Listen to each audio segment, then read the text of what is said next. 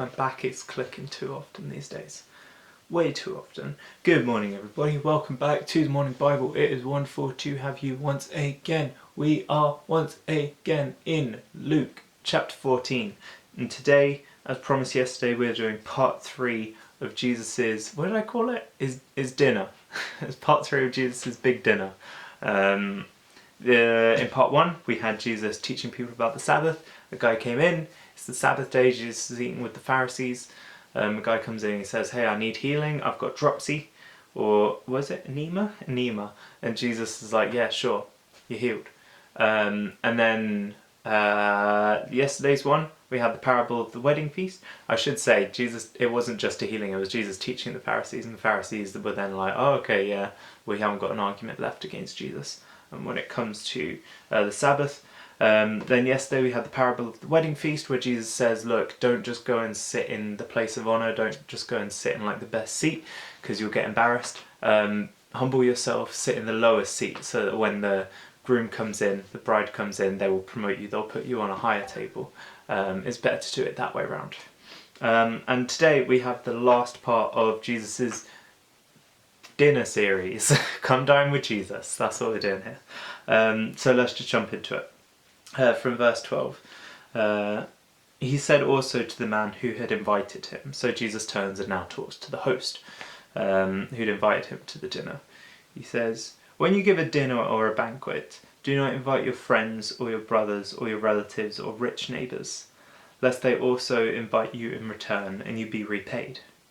But when you feast, invite the poor, the crippled, the lame, the blind, and you will be blessed, because they cannot repay you. For you will be repaid at the resurrection of the just." So, this is quite an interesting little one. Jesus turns around, and it's a challenge. I read this morning, and this punched me straight away. I was like, "Oh, I think I'm on the wrong side of this one, based on how I behave." But Jesus says, "Look, don't invite your friends or your brothers, the rich people who live around the corner, or your neighbours. Don't invite those people. Invite instead the poor, the people who can't repay you." It's a big challenge. So this comes up quite a lot. Jesus says, don't do things looking to be repaid later.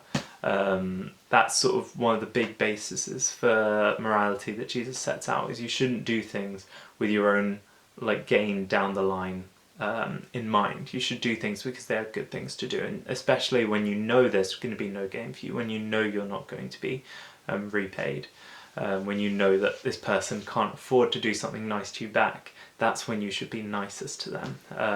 You should lend someone money for something and not be expecting them to pay you back with interest and all this stuff. Just give them money because you want to do a good thing, because you want to be charitable and kind to the people around you. And this is the exact same thing. Jesus is saying, look, don't throw a feast for people who are going to throw feasts for you later on, because then you're just doing it to get into someone else's feast later. Throw a feast for people who can't throw feasts for you, because it will be special for those people, it will be meaningful for those people. You're giving them something that they wouldn't otherwise have, and you're blessing the people around you, and it's this radical sort of generosity that Jesus encourages, where it's don't just be generous to people, don't just be nice to people, go a step further, be generous to people who can't be generous to people who can't have these nice things. I was reading an article just this morning about how a lot of the homeless people who the government's been putting up during coronavirus, a lot of these people are, they're going to run out of government funding to be able to put them up, and so these guys are all going to be, guys and girls are all going to be back on the streets within a few months, and that's really heartbreaking to see.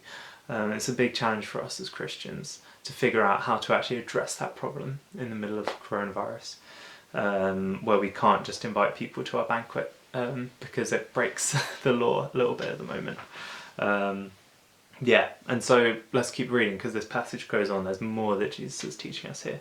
And when one of those who reclined at the table with him heard these things, he said to him, "Blessed is everyone who will eat in the kingdom of God." So one of the guys who sort of sat around, not the host, pipes up and he's like, "Yeah, I agree with you, Jesus. Blessed is everyone who will eat in the kingdom of God." That's a good thing. That's an exciting thing. Blessed are those people. But Jesus gives him a warning.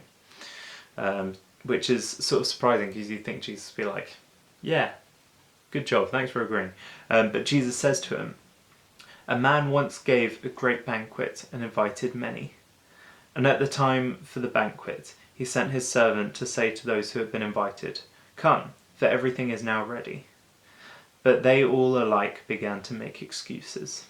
The first said to him, 'I have bought a field and I must go out and see it. Please have me excused.' And another said, 'I have bought 5 yoke of oxen and I go to examine them. Please have me excused.' And another said, 'I have married a wife and therefore I cannot come.'" The last one's quite funny. I don't know why, just the way it's phrased. It sort of seems like all the guys are going out to like go to the pub or go paintballing or whatever, and the last guy's there like, "Got a wife, sorry." Like it's that kind of excuse. Verse 21. And so the servants came and reported these things to his master.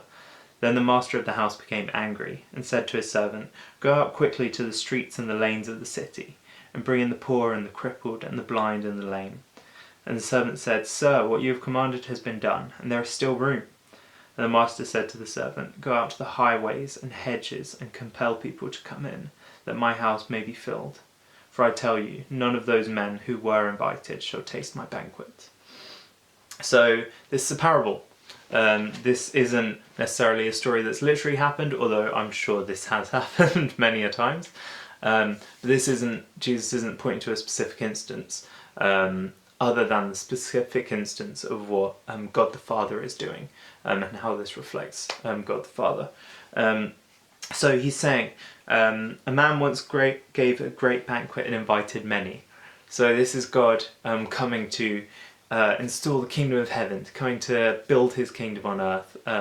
It's him making promises to people, it's him welcoming people in, calling people to come to him, putting on this great banquet. So that's this great celebration in heaven. It's sort of this what is it, everlasting life. Sorry, I forgot the term, everlasting life. It's this everlasting life that we're invited into with God, where we have community with him and we have this beautiful, beautiful existence. God's saying, Jesus is saying, this is the banquet that you've all been invited to. But they all alike began to make excuses. All the people who God goes out to invite. And so this is kind of talking about the Jewish people. So these are the people who are the neighbours and, all the friends and family members, the people around. And this is kind of like the Jewish people. All these people are invited in. But they all start to make excuses for it. They all start to make excuses, saying, "Oh, I've bought a new field, so I've got to go deal with my new field. Sorry, I'll do your banquet another time." Another person says, "Oh, I just bought a bunch of oxen, so I'm going to go and sort of yoke them and do whatever you do with oxen. That's what I'm doing today." And then the other person's saying, "Oh, well, I've just got my wife. Sorry, I can't come out, can't do your banquet because I've got my wife, and you know what wives are like." It's a bit of a ridiculous excuse, that. Just bring your wife. And so the servant comes back and he's like, "Look, all these people who you've invited to your kingdom, they're not coming. This is God inviting the Jewish people, saying, I'm going to build Jerusalem with you. I'm going to give you the Ark of the Covenant. I'm going to give you the law. I'm going to give you all these good things. I'm going to welcome you into my presence. I'm going to come down in the temple and be, have a physical presence in your community right in the center of Jerusalem." All these people are like, "Yeah, cool, but I'm not really up for that. I'm not really around at the moment." And so so the last part of this passage is God welcoming everybody in. He's welcoming in the poor and the crippled and the blind and the lame. So this is sort of going beyond the sort of righteous people, the people who follow the law, the good Jewish people who have sort of turned away from him. This is God now saying, all right, everyone's welcome. Everyone's welcome, especially the people who are suffering, especially the people who are out on the streets. And so he welcomes in all these people who are suffering, all these people who you wouldn't expect to be at this great banquet. He's welcoming all of them in, and there's still spaces. And so he sends his servant out to the highways and the hedges to compel people to come in. That's talking about us reaching out to people all over the world now. Us reaching out to people way beyond sort of Jewish people from the Middle East, people who are familiar with this stuff. This is us reaching out to people in the furthest corners of the earth where the gospel hasn't reached and inviting them into this banquet. This is all the people who God's now pulling in and saying, come here, I want to feast with you, I want to eat with you. And it ends on a really somber warning. He says, none of those men who were invited will short taste my banquet. None of the people who I invited initially, who made up excuses and turned away from me, none of them shall see my banquet, because they didn't want to. They turned themselves away. They said, another time, I'm busy with this, I'm busy with that. And how many times do we do that in our lives? We know that it's time, maybe on a Sunday, for us to sit down and do online church, or it's time for us to read our Bible first thing in the morning or pray first thing in the morning. We say, oh, I'll do that another time, I'm really busy today, I've got a lot on, I've got to be doing this, that and the other. I'll put God to one side, I'll enjoy your banquet later.